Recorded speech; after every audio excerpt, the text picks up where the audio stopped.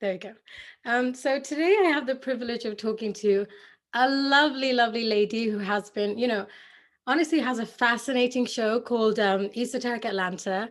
And Mhm. firstly, because she lives in Atlanta and she discusses all things esoteric and mystical and mysterious and really just occultish, right? And plain unfathomable. So, I'd really like to welcome the charming Bryce Watson.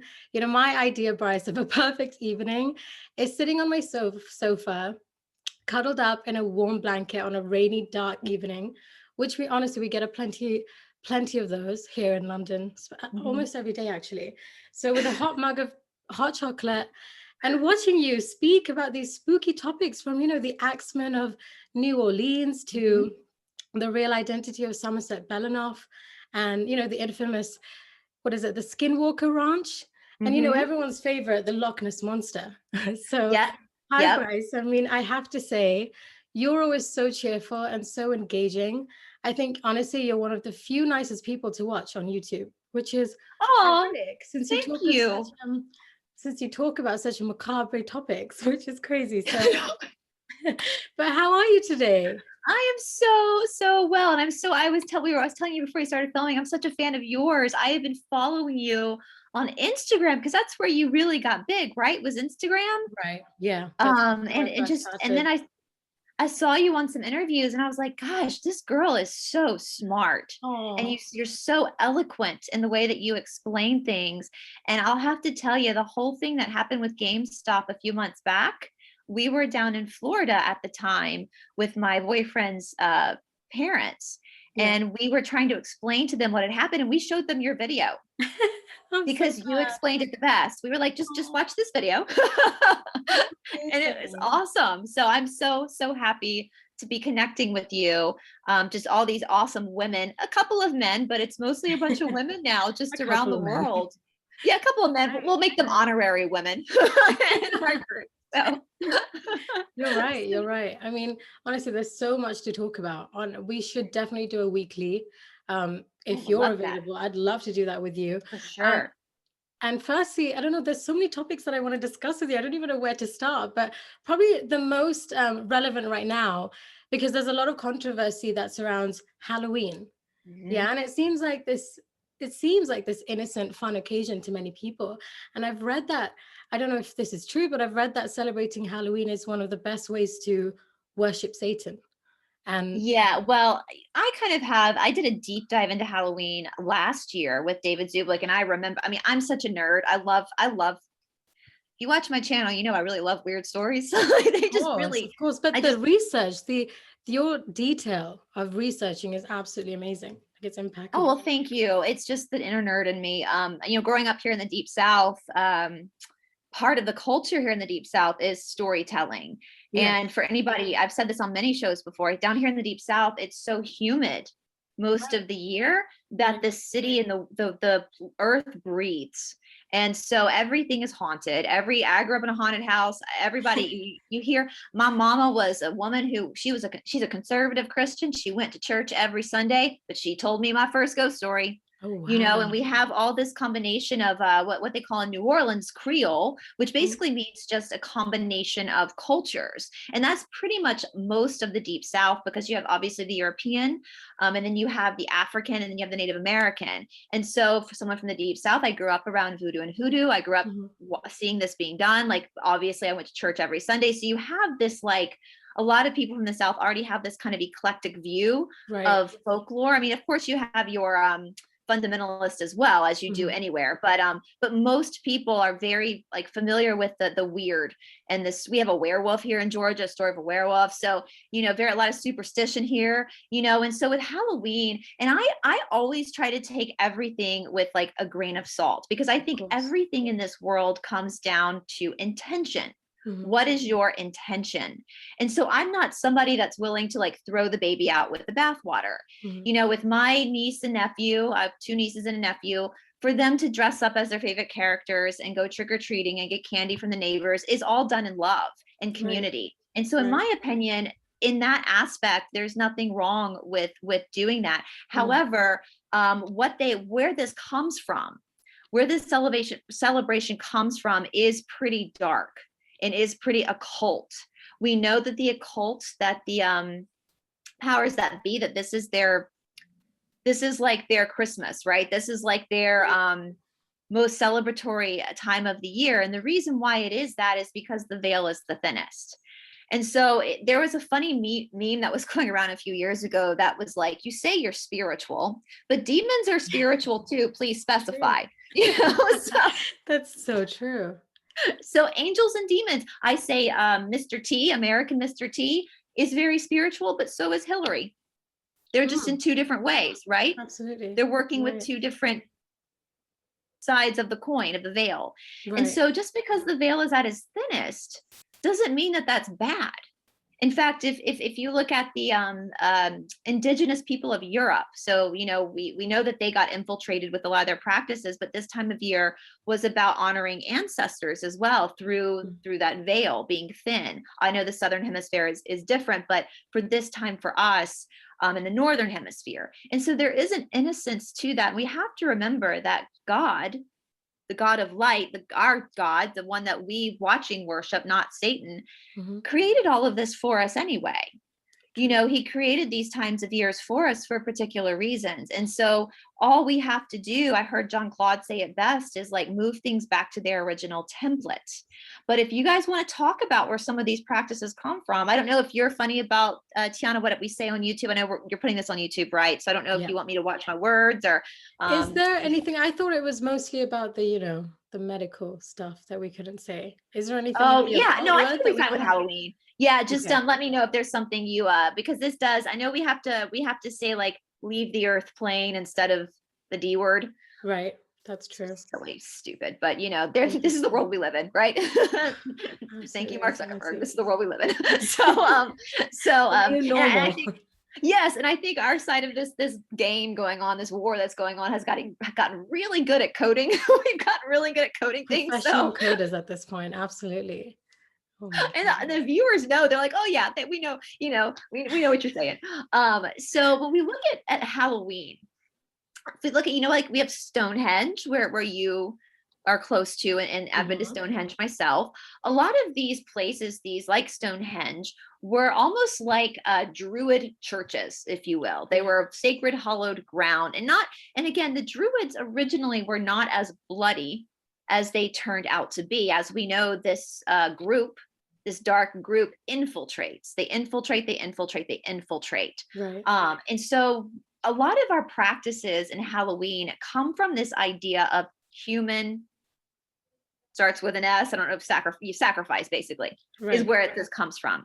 Right. And so what we see with Halloween is what the Druids would do is they would give people as gifts to their gods. Obviously, their gods being the gods of darkness, Moloch, Baal, whatever you want to say.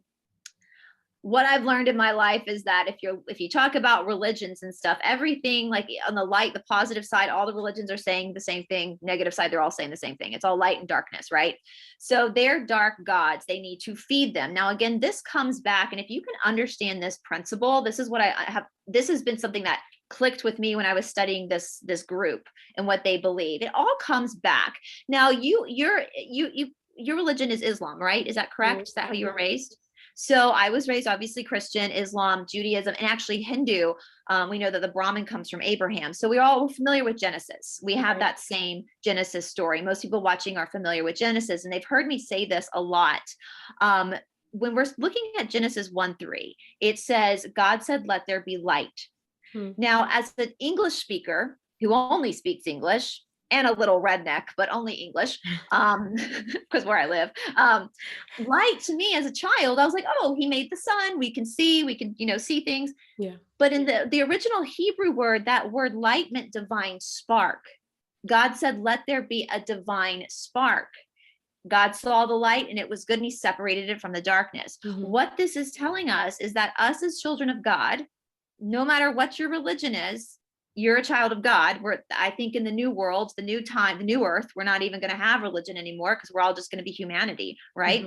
So whatever that is, you have that spark inside of you. Okay. So this is when we get back into human sacrifices, why this is important to them. All right. So that light if you look at the idea of light and darkness, light can create, darkness cannot.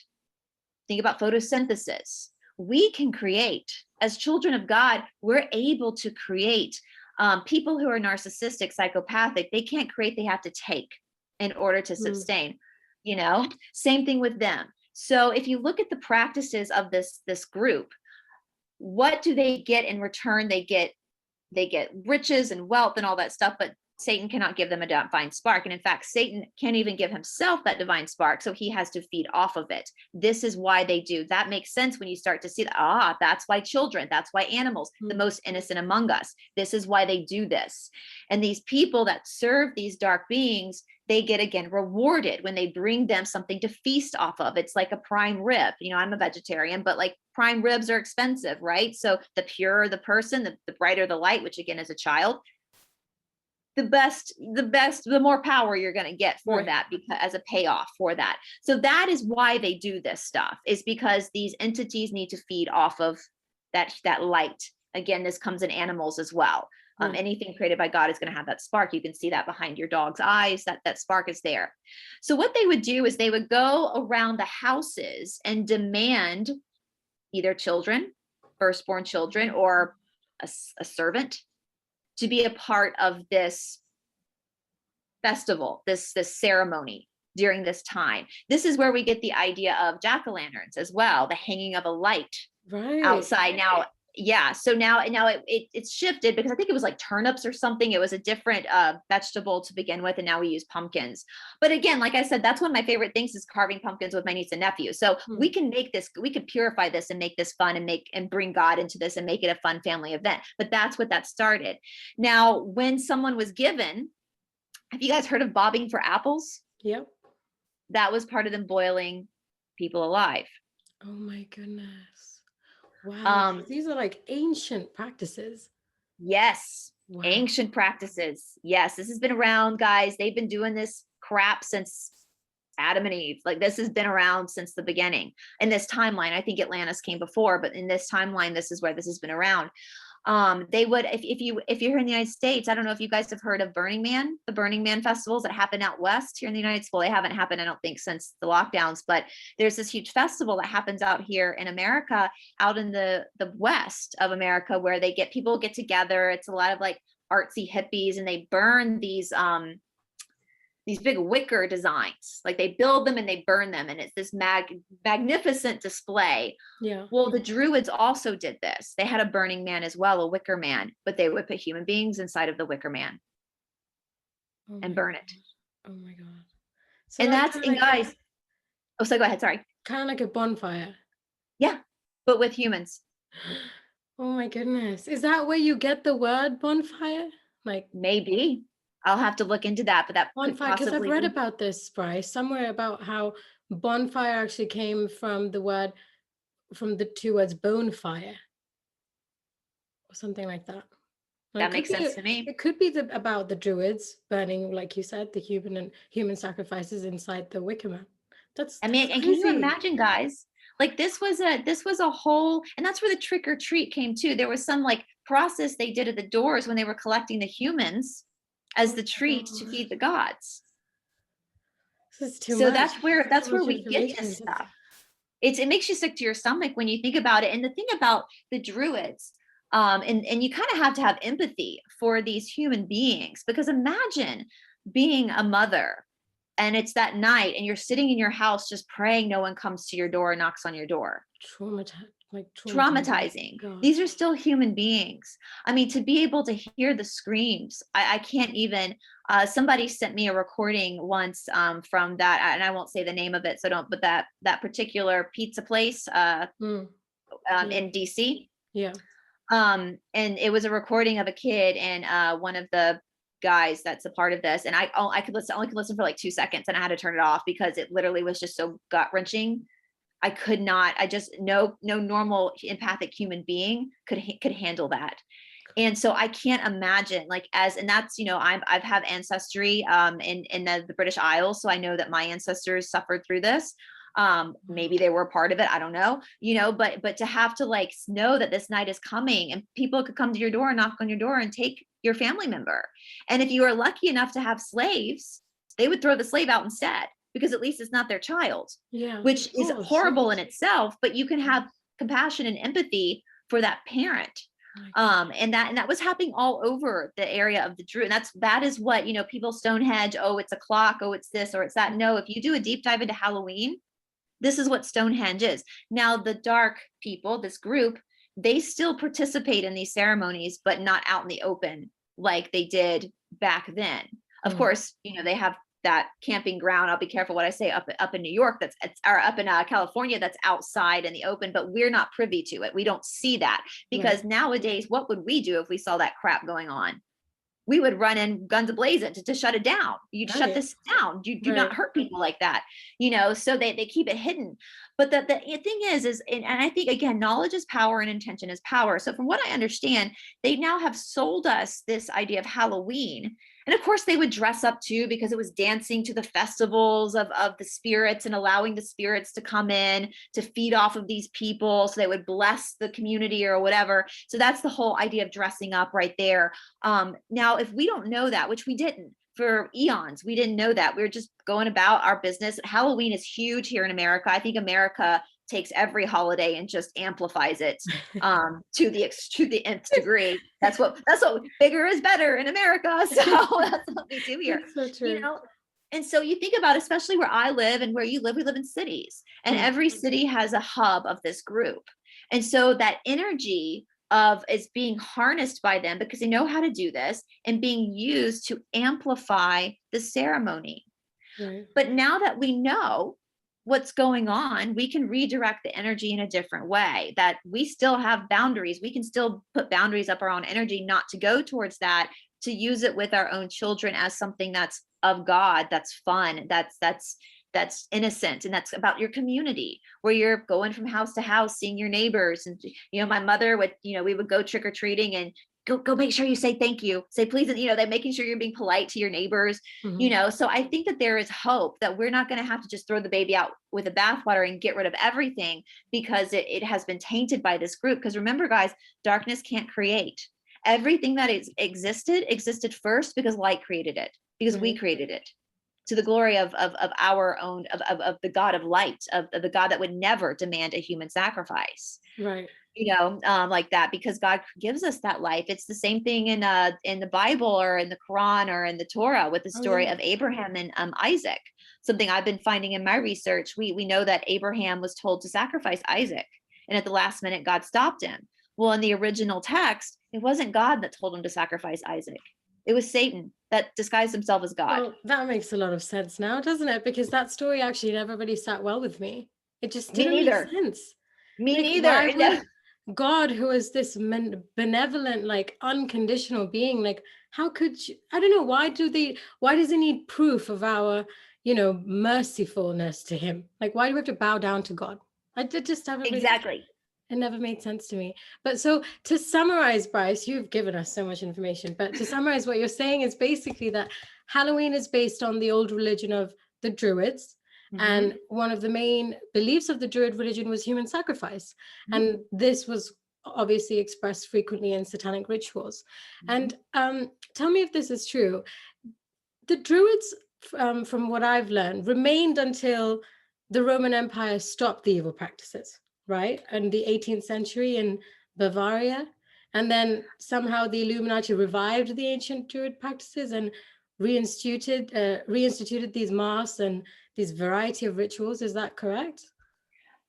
That's iffy, because we know, what these people do is they gaslight the crap out of everyone, and we know that they've and so the Roman Empire, if we look at the Canaanites, which is where these people come from, they come from the line of the Canaanites. So this again gets biblical, and I think most people watching probably are familiar with either, whether you're looking at the Quran, the Bible, or the Torah, about Cain. And another thing that I do is I've been reading through a lot of the missing books of the Bible that were taken out, which a whole other topic for another day, which actually bring Islam and Christianity and Judaism back together, a lot of these missing books. So of course they took them out, because they want us divided, right? They don't want us to be together as God's children. They want us to hate each other and blame each other while they're doing the bad things in the corner, typical psychopathic behavior. But so the Roman Empire, what's interesting about the Roman Empire with the Canaanites, with this group of people, when they started to spread out, when their practices started to spread out, it first went into Carthage, which was right at the top of Africa.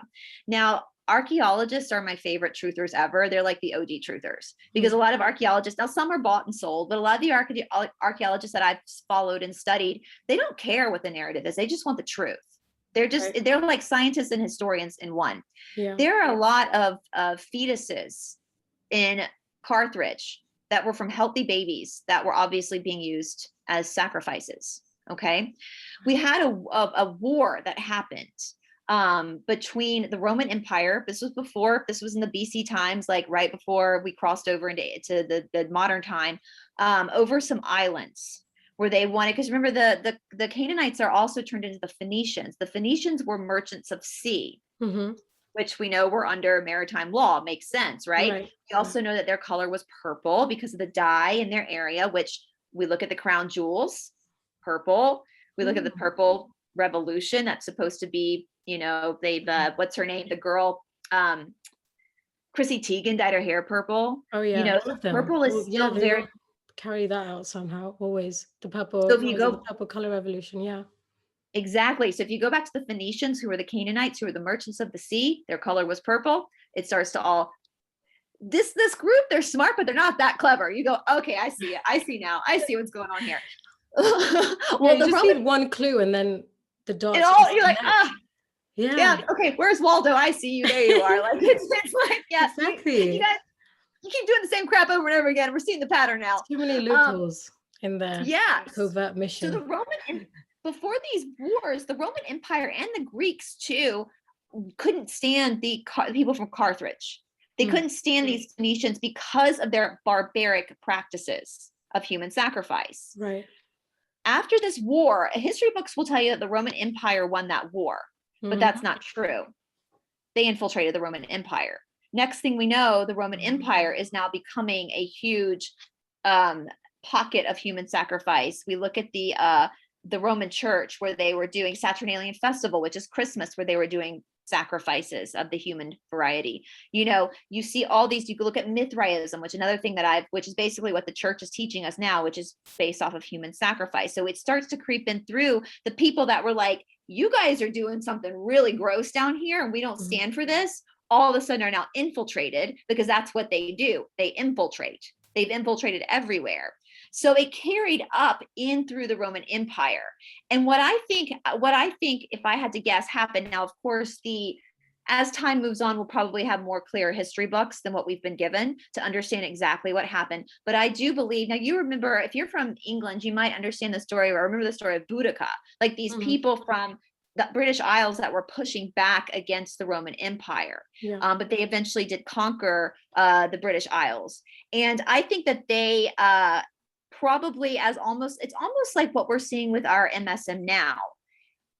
They're not saying what they're doing, but they're pointing the blame to someone else. But meanwhile, they're doing the really dirty stuff. So they probably, we're probably using the same techniques, like, oh, these Druids, they're barbarics, look what they're doing. Meanwhile, they're like, tell us your secrets, because we're going to add this to our stuff as well. And moving this practice around. And of course, the more, or I guess rather the less primitive that society became in general, the more they had to go underground, because the less primitive we became, the more sovereign we became. The more we weren't just our own tribes or groups living in certain areas. We started to communicate with each other and find those connections. And so they had to move them, their grossness, their nastiness underground. I mean, we even look at the Bible of the story of Sodom and Gomorrah. We're told, at least in the Christian church, that what they were doing there was more homosexual in nature. Right. But if you look at the missing books of the Bible, they were doing that to children. Gosh. And that's why God destroyed those towns, because that's what they were doing. It's in the missing books of the Bible. They've edited the canonized Bible was edited by Constantine at the Council of Nicaea to change that story. Wow. So like, look here, don't look there, basically. Right. But it's in the Book of Jubilee. It's in a lot of these missing books that should be inherited by everyone. We should all be able to read them and study them. regardless of whether you're of the Abrahamic faith or not. You should be available to read this stuff. And it says that they were doing this nastiness to children and then giving them up to, the fire of the pit of Moloch. And that's why those towns were destroyed. It had nothing to do with consenting adults. It had nothing to do with that at all. It was, and so, yeah. So all this stuff has migrated through the world. It's all migrated through the world and taken on different, depending on the culture. And misinterpreted, right? In so many ways. Completely. So many ways misinterpreted. And we've also, we gave our power up. We got to this point in our world, and I don't know exactly when it happened, but and it seems to be like a condition that's not just American, not just Canadian, not just English, not just European, whatever. This seems to be like what humans did. We gave our power up. We started saying like, oh, trust the doctors, trust the professors, trust the clergy, trust this, trust the temple. They know better than you. They know better than you. Do they? Do they? You have eyes. You know how to read. Read it for yourself. What do you think? Exactly. What do you think that's, it's like, just read this for yourself. Don't go to them. Like well, I want to know what the average person thinks. What do you think? Not what they think. They want us to be reliant. I think they call it asymmetric information in economics, where you give your trust over to these people because they're so-called experts in that field. But yeah, Bryce, it's very interesting what you're bringing up. And the fact that you're talking about the missing Bibles, I think, I just wanted to ask you about this, because nearly all ancient text seems to concur that otherworldly beings created mankind. And no matter what religion, culture, or ancient writings we look at, all of them seem to have one thing in common, which is life on Earth was created. It did not start by itself, but there was some level of intervention from above because it's what was necessary. And so that takes us to the question, who or what created us?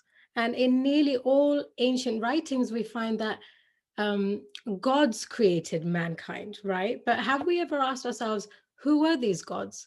So, like you've mentioned, you're a Christian, I'm a Muslim, Bryce, but just like in the Bible or the Torah or our holy book, the Quran, says that God, who we call Allah, created Adam from clay, and then from him created Eve, and they lived in the Garden of Eden until Eve listened to the serpent and ate the apple from the tree of knowledge. But this tree of knowledge is never really explained, right? When the serpent told Eve to eat from it, I think what happened is that she woke up, right? And she became aware and conscious of her power as a sovereign being, like we've been discussing, and that she also had the power to procreate and make human life. So it wasn't just God who had that right, but logical conclusion would be that God was keeping secrets and didn't want human beings to know how powerful they were.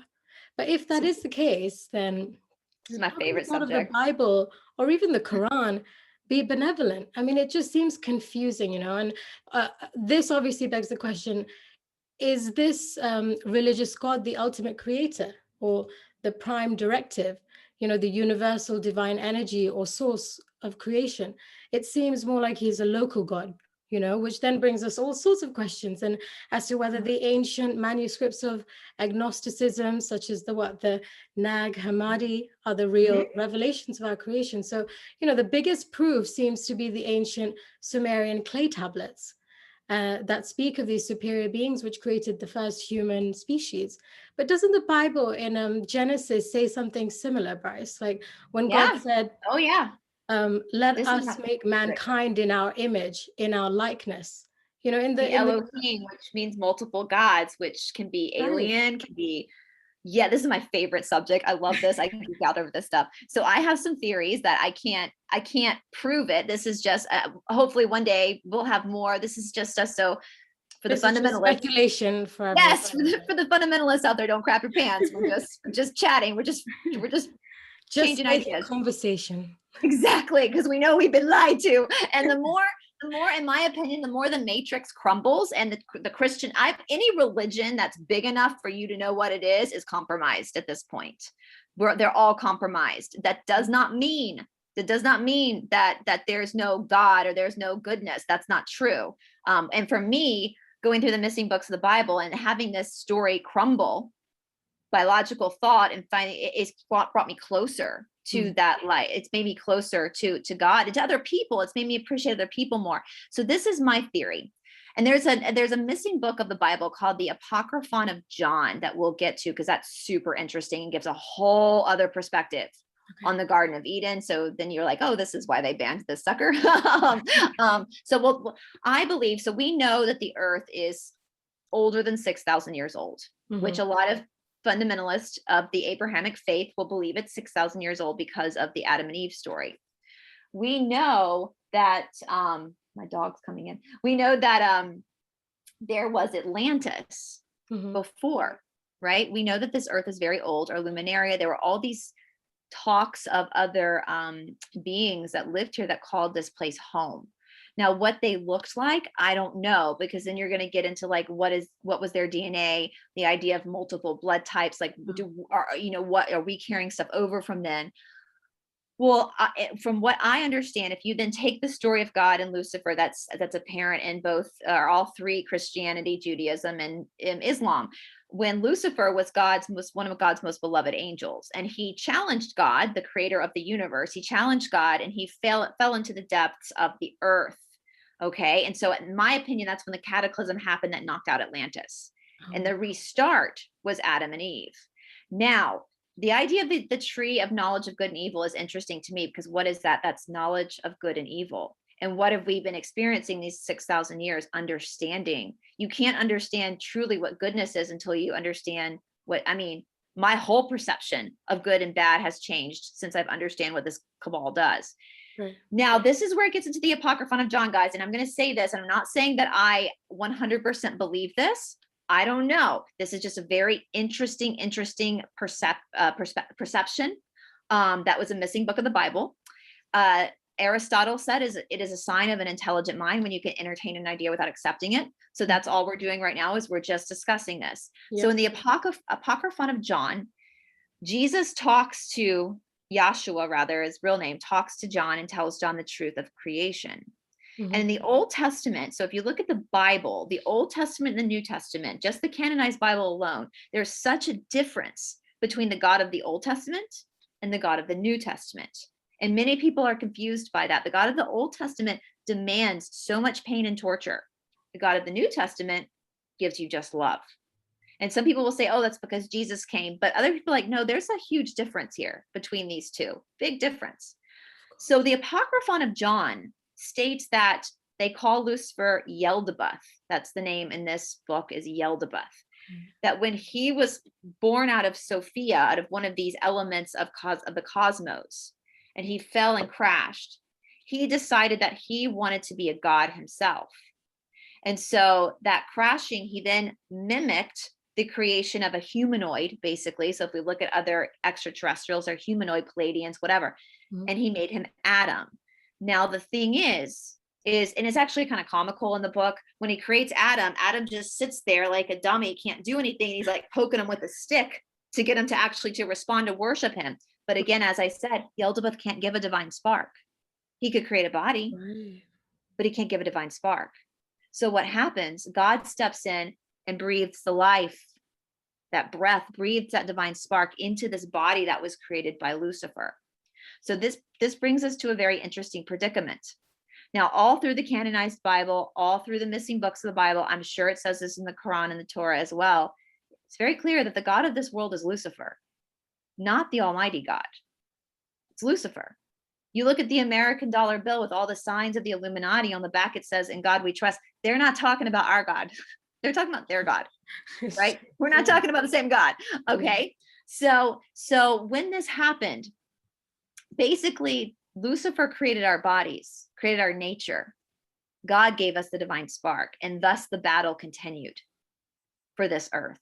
Wow. So for this 6,000 years, and to my opinion, if this perception is correct, so God was the one that got Adam and Eve to eat from that tree, because they were basically being imprisoned in the Garden of Eden by Lucifer. Right. And in the Apocalypse of Abraham, another banned book, he describes the entity that shows Eve to eat as being almost like an alien, almost like it's standing up on two legs, call it Draco, you can call it whatever you want to call it. I'm telling you guys, go read this book. It's like, oh, again, this is why I see why they banned this. I see exactly why they banned this book. It's pretty obvious. So this whole 6,000 years, that's why we have mortal bodies. That's why we die, because Lucifer is the god of death, but our divine spark doesn't die. That soul keeps going on and on and on and on.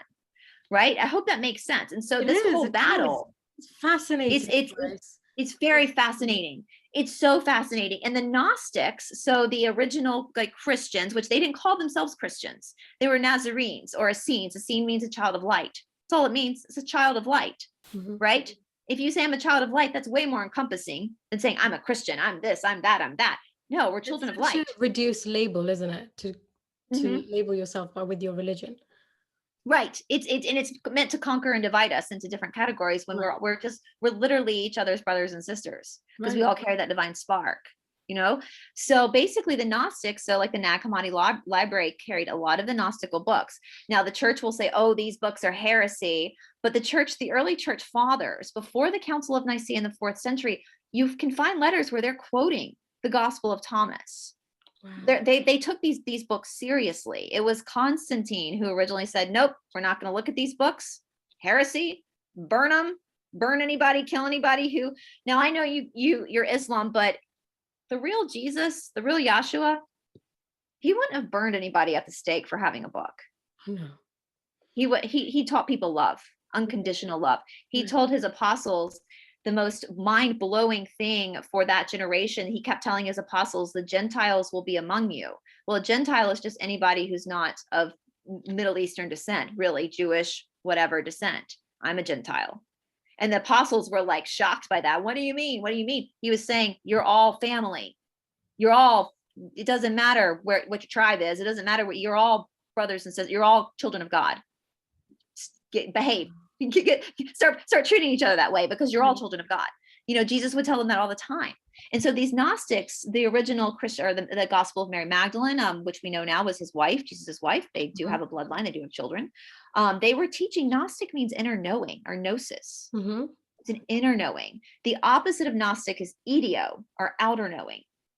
So, and I said this in the Jesus Strand part 2, if you think about it, everybody watching right now, when lockdown happened, is for some of us before lockdown, we experienced an extreme gnosis. Everybody watching, we were like, wait a minute. Like this understanding that something wasn't right? Something's not right. You have the media, you have the government, you have the doctors all giving you ideo, externally telling you all this stuff, but you're going, no, I'm going to start a YouTube channel and we're going to talk about it. You know, like, this isn't right. That's gnosis. That's like your intuition. Right? Yeah, it's your intuitive arts. Think about, I was telling you before, I think a lot of us women are on this journey together across the world. It's amazing how many women have YouTube channels. And even the men who have YouTube channels are pretty sensitive. They're very much, even though they're men, they're in touch with that divinity of feminine as well. I honestly think a lot of us were burned at the stakes as witches at one point, because we were practicing herbal medicine, that gnosis. You know, and so we're back, baby. We're back to take back what's right. And so that inner knowing was the original Christian. That's what Jesus was telling them. You don't need to go to a temple to know God. You don't need to go to another human being to know God. The God of this world is Lucifer. You are not of this world. You are not of that God. You were created with a divine spark. You are God's child. And God is inside of you. Heaven is inside of you. Hell is inside of you. And so the Gnostics knew that. They knew that the God of this world was Lucifer up into a certain point. All right. So if you grew up in the Christian faith, we're in the book of Revelation right now, historically. Melissa Redpill, the World, that did a great job looking at what we're going through. And the churches, which, sorry guys, but the church is part of the cabal. They're part of it. They've spent all these generations growing up. The book of Revelation was the most terrifying book in the Bible, because it was about the end of our time and the tribulation, and we're going to go through hell and all this stuff. No. It's not the end of our time. It's the end of the veil, like the veil's lifting, basically. Yeah. Right. It's the end of their time. They're the ones that are down at the Gitmo Gardens. They're the ones that are going through the tribulation. You know, not us. You know, we're moving into the age of Aquarius, the 1,000 years of peace. Mhm. These people can't stay on our planet anymore. The contract's done. They got to go. They got to go. It's And us now. that's also probably why I'm not going to say the word, but you know what I'm talking about, Yeah. is killing people, right? Because I had someone talk about this, and I really like the way they explained it about how this is kind of like, because we're cosmically shifting, this is kind of like the earth, an earthly detox. Mhm. So all the low vibrational energies of this earth are the ones who have taken the, you know, the and the earth is sort of cleansing itself or herself, you know, of these Yeah. beings. So I That, find, have you heard of the law of one? Have you ever read the law of one? I think so. When I was much younger, I think I did. I don't remember it very well. My boyfriend, that's kind of his, I don't want to say his religion because it's not a religion, it's just a philosophy. Right. But it can be married in with any faith, basically. And it talks about service to self versus service to others, which service to self is the light, service or service to others is the light, service to self is the darkness. Mm, And in order to graduate service to self into, so third density, let me back up a little bit. mm, Third density, not dimension, that's different. Density is your physical nature, your physical body. right. We as human beings are, you could be already in fifth dimension psychically, mentally, emotionally, spiritually, but your body is still in third density, a mortal body. Now, Right. third density planets, according to the law of one, because there's multiple, Mhm. um, they're the planet of decision. We have, this is where we get to decide which path we're going to take. And so within a third density planet, both good and bad exist. All right. Mm. So evil and goodness do exist. Now we have to spend like 25,000 years or something like that, lifetimes going through third density in order to then be harvested, which sounds like a horror movie when you say harvesting a human, but that's the word they use, harvested into fourth density. Mhm. So the planet itself, the planet Earth, not just us, but the planet Earth is now destined to harvest itself from third density to fourth density positive. Because once you get into fourth density, you're either positive or negative. Okay. So Right. you're correct. And something that my boyfriend has said about this is that, and why Mr. T maybe is allowing it to kind of roll forward and almost supporting it, is it because people who are on this timeline right now that aren't ready, if their soul has not made that decision yet, whether they want to go positive or negative, they're gonna have to leave. And that's okay. Mm. That's their soul contract. And so they'll just leave and go to another third density planet. Apparently, planet Earth is one of the most toxic third density. So, congratulations, you guys. We've graduated from Harvard now collectively because we picked the hardest planet to, to move through this on. So, we're overachievers. I'll just say we're overachievers. Um, so we're about to walk out with that PhD from Mother Earth. But yeah, and people who have gotten this, that have made the soul contract to move into fourth density positive, they'll still move. They might have some health issues they've got to work through. Oh, Some people have gotten this not by choice, children, people that are being forced. And I think those people will be able to transfer with us, and they'll have to have the beds come in, but for a lot of the people, it's a way for them to very easily and peacefully exit stage left, mhm. because their soul is not ready. It's not ready to make that decision yet, to either go. Now for people like this group, so according to the law of one, to be a service to self, to graduate service to self into fourth density body, you have to be 51% service service to others, 51% service to others. So that doesn't mean that you have to be just a saint. We all have bad days. We all have moments Mm. where we're assholes. Like, that's okay. It's just that most of you is empathic and compassionate, and you want to help others. Right. Now, to be service to self, to graduate to fourth density negative, you have to be like 99% selfish. So we're talking true psychopaths, what these people do in their ceremonies, Yeah. like that is really making a choice to go negative. Okay. And so that's the law of one's perception. Now, according to the law of one as well, us on Earth right now, we're in a very unique position. A lot of times when a planet jumps densities, the inhabitants of the planet have to leave the planet and then come back, meaning we have to leave our bodies and then come back in new ones through passing away. Okay. But in this situation, we're going to be alive and experience that transfer while on the Earth. This is a very rare and unique opportunity. And according to the law of one, many souls wanted to be here to experience this. we got the luck. Doesn't feel like we got the lotto ticket, but we did. Not yet. Sometimes like, did I really agree to do this? You Exactly. sure? I ask my soul this question every day. What did you do? Honestly. But yeah, I get it. And maybe not yet. It's delayed gratification, isn't it? Yeah. And we have each other. That's, I've taken a lot of abuse these last few days on because I guess I'm rocking some boats with my deep dive into the church and exposing some stuff in the church. There's so much cognitive dissonance when you talk about religion. Oh God. Gosh, people unfollow me left, right, and center when I bring a religion into anything that I talk about in public. And I think for me, and you might appreciate this, growing up here down in the South, I always kind of questioned some of the teachings. Now I grew up in a very small town outside of Atlanta, and it was mostly white people, and I went to a private school, so it was a very small, mostly Protestant WASP, which is white Anglo-Saxon Protestants. But one of my really good friends growing up was Muslim, and she came into our school in like the 6th grade, and we became really, really good friends. Our little group of friends, you're like 12. And all of us were Christian. That's how, but she was Muslim. And growing up, I was always at her house. She was always at my house. Our parents loved each other. I celebrated Ramadan with them. She would come to our Christmas parties. Like it was never a big deal at all. It was never, my mother wasn't out there trying to evangelize to my friend, and her parents were, we were kids, right? Live and let live, isn't it? Live and let live, right? Well, when I got into high school, we had this youth group at the church. And it's like teenagers, and the youth director was like really coming down on me because I wasn't evangelizing to my Muslim friend. And I'm trying not to say her name because she doesn't have a platform, but and she's going to go to hell because she's not a Christian, and it's your opportunity. You got blood on your hands. It's your opportunity. And I went home crying to my mother. And I said, Mom, is she going to go to hell? And my mom was like, I don't know the mysteries of God, but she is not going to be in hell. That's ridiculous. My mother was like, that's absolutely ridiculous. Yeah.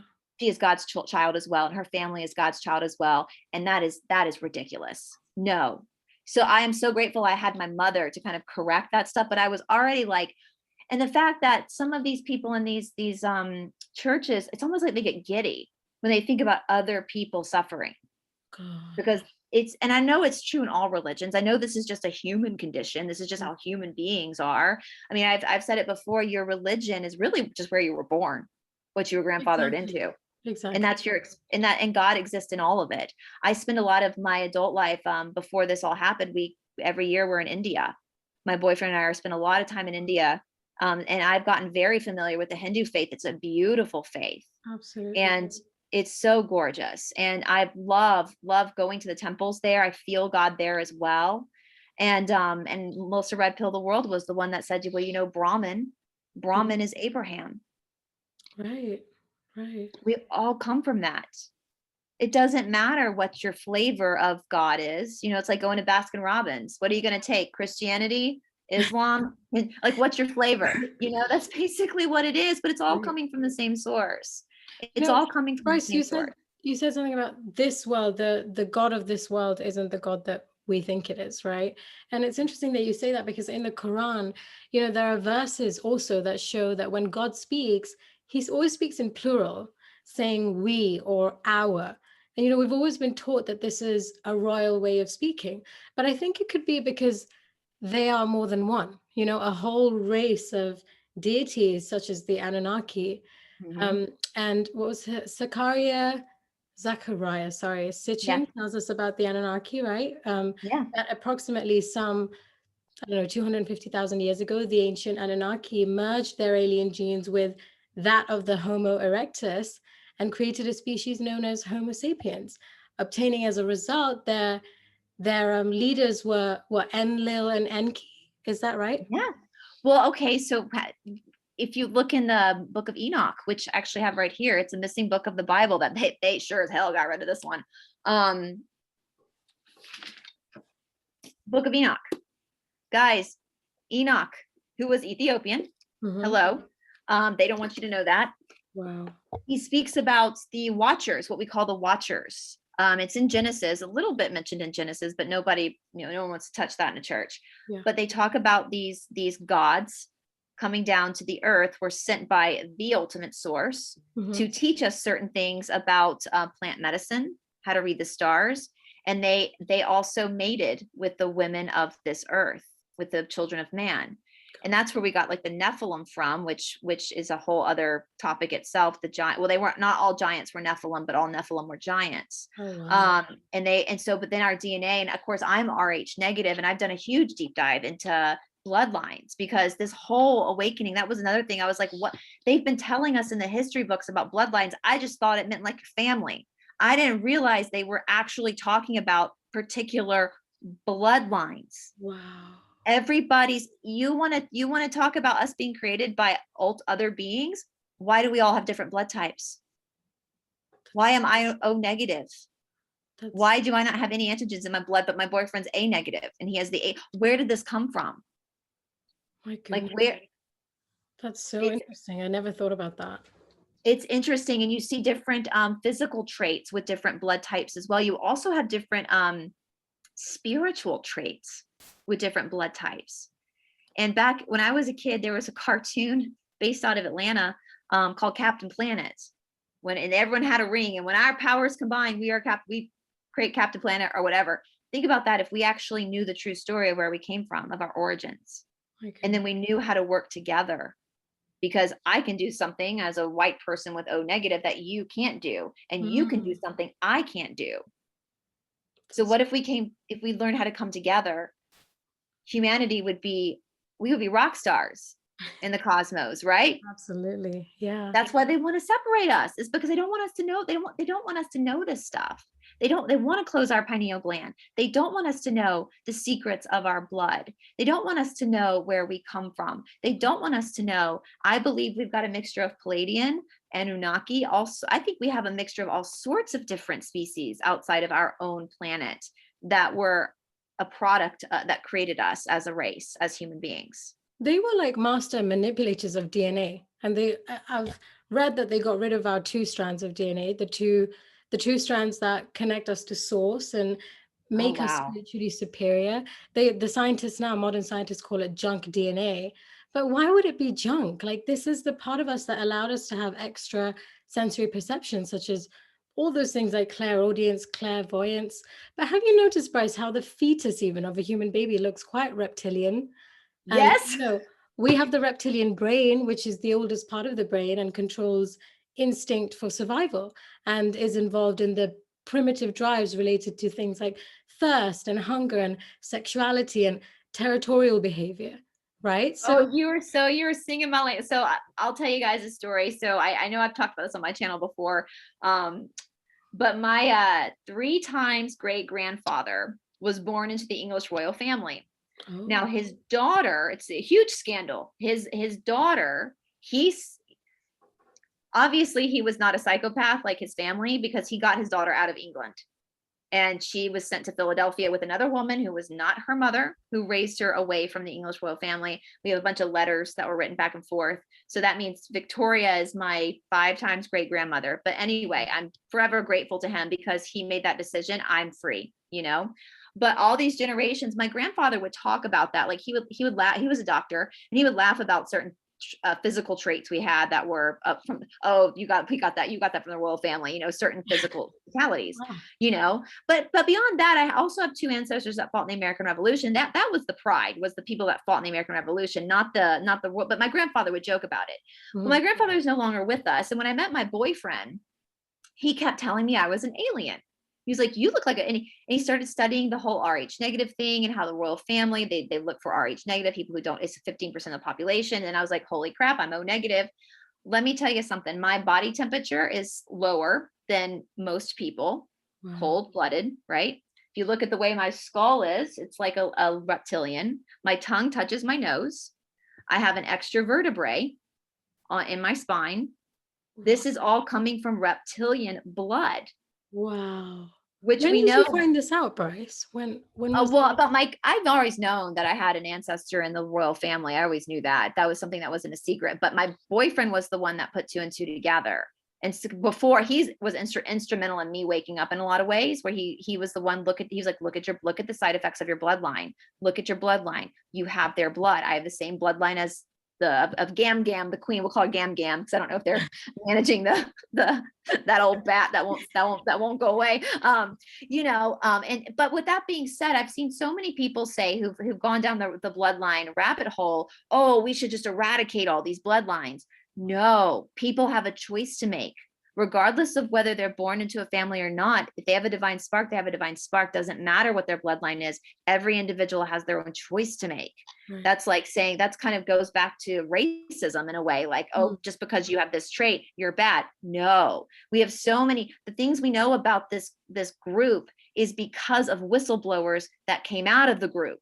That's why we know what we know, because they left. So that's not it at all, but it does explain. I've always had a lot of weird spiritual things happen to me. I get attacked a lot. I wake up with bruises on me. Weird things happen, but it explains why it's happening. It explains why. And so that's when I started going to the rabbit hole bloodlines, because I was like, well, if my blood that's in my veins does this and has these abilities, I bet they all have abilities. And so then I started studying all the bloodlines. And I did a video a while ago on every aspect of every single blood type of what you have, because you have that antigen or this rhesus factor or not the rhesus factor. There are so much secrets in our blood. And what do they? These things. Do what? We're never taught these things. It's so amazing. My goodness. What do they do? What do they?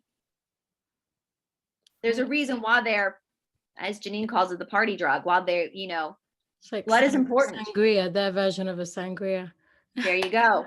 And if you read the missing books of the Bible, the Old Testament, it's repeated over and over and over again. Don't do that. Don't mess with blood. It's sacred DNA. Don't do that. Don't do that. Don't do that. Over and over again. That's crazy. Hindsight's 2020, right? Going back and looking at what we know now, we're like, well, shit, they were telling us all along. This is wrong here.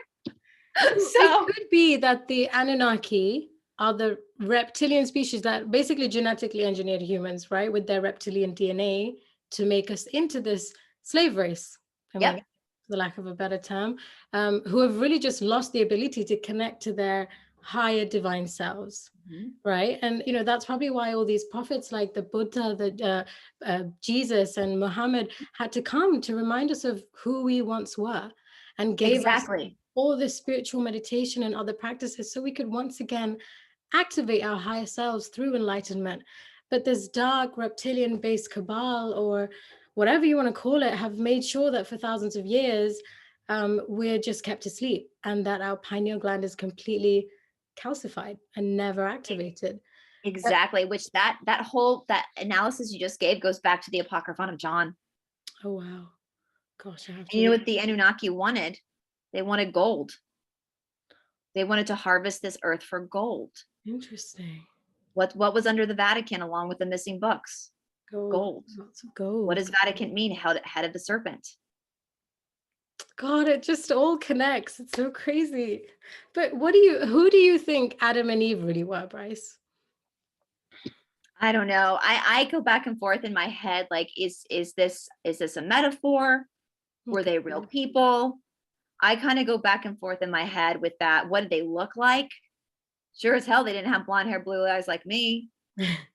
So if you look at that way, then where did all these different beautiful people of the world come from with all their different colors and physical, every corner of the world, you have beautiful people that look so different from each other. Where'd that come from? True. If it spawns from two people. And we know that some people believe, so if you look at the O negative, which is what I am, the most concentrated area for O negative is the Basque, which is in the Pyrenees between France and Spain. And they have their own language. It's a strange language. And there's a theory that the O negative come directly from Atlantis. And when Atlantis was flooding, they went to high ground. Because you also have in the haplogroups of the DNA of the Basque, also some Native Americans share in that haplogroup. How is that possible? Right. Is this leftover DNA from Atlantis that was created by the God of light? You were talking about the plural, the duality of in Islam. in the Gospel of the Holy 12, which was one of the Genesis Gospels of the Bible that was absolutely banned from the church, which is it's one of my favorite Gospels so far. Yahshua, Jesus, refers to God as Mother, Father, plural, Mother, Father, Right. both masculine and feminine. Right. In that book, he also speaks about reincarnation. My goodness.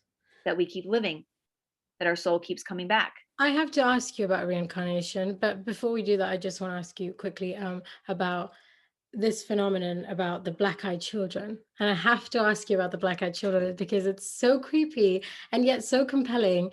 Is it possible, Bryce, that they exist? Are there really that many sightings of them? Or is this, could it possibly just be an urban legend? Girl, that is the scariest. Black-eyed children scare the absolute, excuse me, they scare the shit out of me. If a black-eyed child came to my house, at 38 years old, I'd crap my pants. Like, I would just be like, that is the scariest. And I've looked into them big time. And we can, even on a future show, go deep into the black-eyed children, because there's actually Native Should we American. do that then? I feel like we shouldn't talk about it then. Should we just leave You want it? to save it for next time? Yes, I think that's because there's a lot. There's and so much guys, to talk about. it's terrifying. You're gonna be like locking your door at night, like, stay away, you heathen. Not today, not today, Satan. So I found out about them when I was about 17, 18, and I would like be under my covers reading these stories, and it was just, oh gosh, I really believed them at the time. And I don't know. I think before we get into it, I think they're half truth, half folklore at this time, but there is truth to where they come from. And we'll get into that next week. It's to what that phenomenon is of black-eyed children. So before we end this, I really just want to ask you one more thing. Basically, my next question is, what happens when we die? Because some people believe that, because you brought up the reincarnation topic, some people believe that when we die, we enter the cosmic matrix, which is another false light construct, which we call heaven. And our souls are trapped within this prison of the gods. So after some time in the false heavens, we return again in the same cycle. And this is called the wheel of samsara, which is the cycle of birth and death. And I think everyone knows by now that nothing is what we think it is. So, I mean, we know that we've been trapped, we've been enslaved for thousands of years, but the thing is, like, we're in this labyrinth of illusions with gatekeepers at every single step. And I talk a lot about this prison planet, and as these misty veils of illusion are lifted, true reality is finally becoming more visible. But the matrix is so far reaching, Bryce. Like, beyond this earthly matrix is the cosmic matrix, which is quite vast from our perspective. And there are layers or even dimensions of the cosmic matrix, and as it extends through the 8 dimensions of the cosmos. So there's just so much we don't know. But I know we have heard both sides of the perspective on the false light matrix, or what is more commonly known as the soul trap. There are many religions and new age doctrines on this planet. So we've got so many false light realms existing here simultaneously, but each person, through his programmed mind, perceives reality through the filters of his beliefs, and therefore sort of places an overlay of, what can I call it? Like an overlay of illusions of the false light matrix over the truth. So, as we know that there are many false light constructs, each created by what we call a demiurge in Platonic philosophy. So basically like an imposter god. But what is your opinion? Because I've heard a lot about how, because we're cosmically shifting at this moment in time, reincarnation isn't a thing of the 5D. Like, it's something. And it might not be. The Bible talks about light bodies that are, because as I said, if we're going back to like the Apocryphon of John being a slave prison planet, then our mortality is the curse of Lucifer. He's the god of the darkness, is the god of the death. And so if we're shifting out of that prison realm, we might be staying. And that's something that blew my mind the first time I read about it. I was like, holy crap. So I could be in this body for like eternity at this point. I don't know. We'll see. Now because my main practice every day, my main spiritual practice is yoga, since that's why we go to India, is to study with our teacher in India. And so I am a huge, like, we've been reading through the Yoga Sutras, got mine right there. I always kind of revert back to that philosophy in a sense, because it makes the most sense to me. Now, again, I think you're correct. We're all programmed in a certain way. And so we're going to be seeing what we think of reality through the lens of that programming. At least we know that, right? There are people out there that don't even realize they're at least we know that. And my belief is that we are a fractal of the divine source, the ultimate source, whatever that is, which isn't human. It's just this whatever. I don't think any of us can actually contemplate what that is because we have human brains. Right. So we're a fractal of that. It's like the story of Krishna, Govinda, when he was a child and he starts to eat dirt and his mother opens his mouth and she sees all the cosmos inside of him. Same thing that Jesus said, behold, heaven is inside of you. Behold, hell is also inside of you too. Right. And so we have these perceptions that become real to us because they're how we're perceiving it. Now, I believe that each life we live, whether it's here on earth or elsewhere, is almost like a school, a grade in school that we're going through to bring ourselves back home. Ram Dass, a great spiritual teacher who's no longer with us, he had a very famous quote that said, we're all just walking each other home. Oh, that's so sweet. That's It's beautiful. my favorite thing. So all we're doing is we're walking each other home. Oh, that actually is so, I'm gonna cry. Like, that is so beautiful. Isn't it? And that is kind of, I feel like that's the whole where we go one, we go all. Yeah. Like Islam, Christian, Jewish, Hindu, atheist, whatever you are, we're literally holding hands right now. And we have no choice but to go through this rebirth together with the earth because it's our earth. And so I feel like every life we live now with the law of one, you can also go back as well. The law of one says that a lot of people on the earth at this time are what they call wanderers. And we might be wanderers because we have platforms and we're people that woke up early. We were sent back. We come from 5th or 6th density, but we came back to 3rd density to help the shift happen. Only problem is like, yeah, when you're born, you forget. Right. You don't remember. It takes your whole life to figure out, oh yeah, that's familiar. That's something, so it seems that souls are able to kind of leapfrog up and down as well, but I think ultimately we're trying to get back to that source, whatever that source is. The one thing I do know for sure is that energy cannot be destroyed or created. It just gets transformed. Yeah. So we don't actually die. Even if our body does, we don't. Right. Absolutely. Our soul keeps going. It's like there's a great from the Ramayana with Hanuman, where he says, when I don't know who I am, I serve you. When I know who I am, I am you. Wow. And that's the whole human condition. When I don't know who I am, I serve you. When I know who I am, it makes me emotional. I am you. My goodness. Yeah. And that's what we're learning as humans. And like I said, we picked one of the hardest schools to be in on planet Earth, because look at everything being thrown up against us. And yet we're still breaking through that. That soul, that spirit, that's not your brain that's breaking through that. That's your soul. Right. That's saying, your brain learns that 1 + 1 is 2. That's your brain's job, is to know 1 + 1 = 2. I can read that. I can write that, but it's your soul that carries that inner gnosis, the inner knowing. Right. And that's we are headed. David Icke to jail when he said, I am God. Like, they literally took him to jail for saying that. Yeah. We're all fractals of God. We're all fractals of that source. Right. It's like God is like this ocean and we have a droplet of that ocean inside each of us. Right? It's I know Christians hate to hear that too, but it's like, if you think about it, as you're your parents' child. So what does that mean? You carry their DNA. Exactly. So we're God's child. So what do we carry? We carry God's DNA. Right. That's our God. So beautiful. It's not the Christian's God. It's not the Muslim's God. It's not the Jewish God. It's not the Hindu God. It's our God.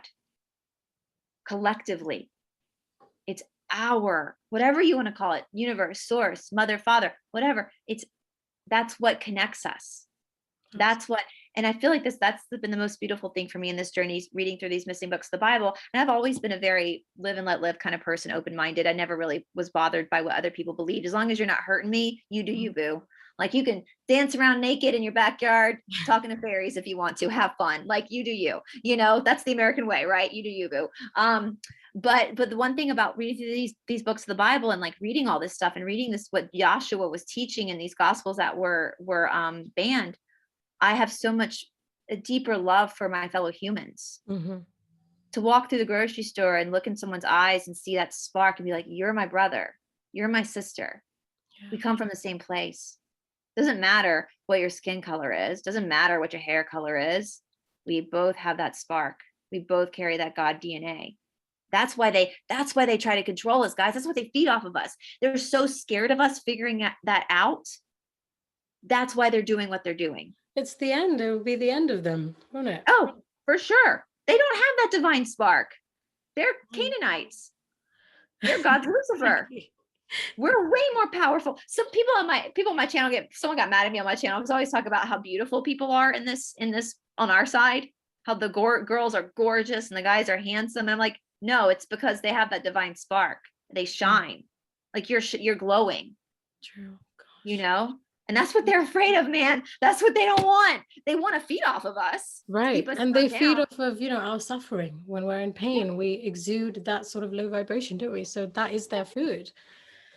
Gosh, Bryce, you have been an absolute wealth of information. And I'm just so happy that I got to experience this with you. My goodness, you've taught me so much today. And you teach me all the time. So I mean, I'd love to do this again.